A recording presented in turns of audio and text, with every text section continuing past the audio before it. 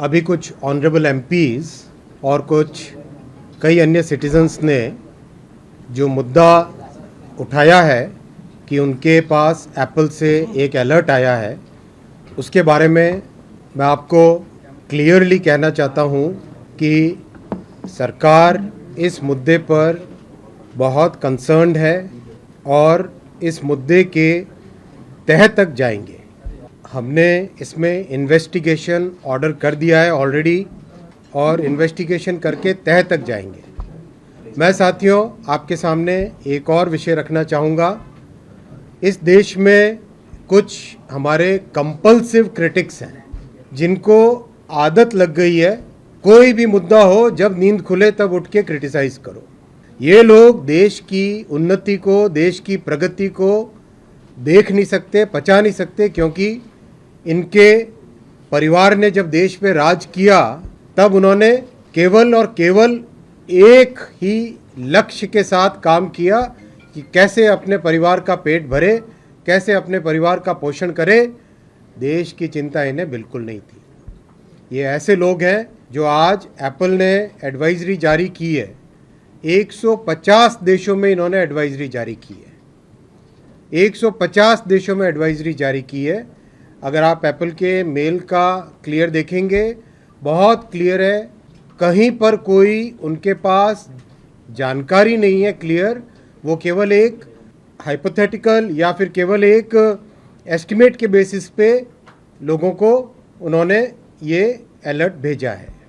ये वेग है और आप सब जानते हैं कि एप्पल खुद क्लेम करता है उनका सिस्टम, उनका एन्क्रिप्शन सिस्टम जिस तरह का है उसके बारे में एप्पल खुद क्लेम करता है कि कोई उसको हैक नहीं कर सकता।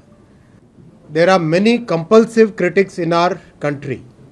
There only and only job is to criticize the government as and when they wake up, as and when they find an opportunity. You must have all seen the advisory issued by Apple. This is a vague advisory. It is based on certain estimations that they have done. Apple has already clarified that their system is, their encryption system is of highest possible order.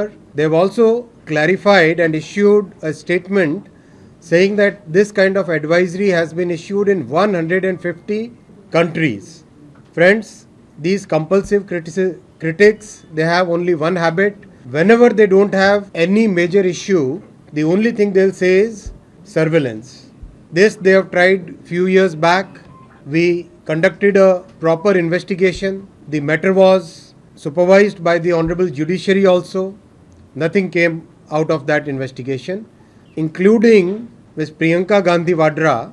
She said that her 2 children's phones were hacked, but nothing of that sort had actually happened. So this is a falsehood that some compulsive critics are trying to spread. They want to distract the country, they want to distract the people from the progress that the country is making under Prime Minister Narendra Modi ji's leadership. Their only and only aim is to just throw some allegations. Whether something comes out of it or not, they are not concerned. This kind of behavior, this kind of politics that these people are trying to do is not good. It is not healthy. This is not the way a country, this is not the way the opposition should behave. We have already ordered an investigation and we request each and every person who has received the advisory to please cooperate with the investigation and make sure that we go to the depth of the matter.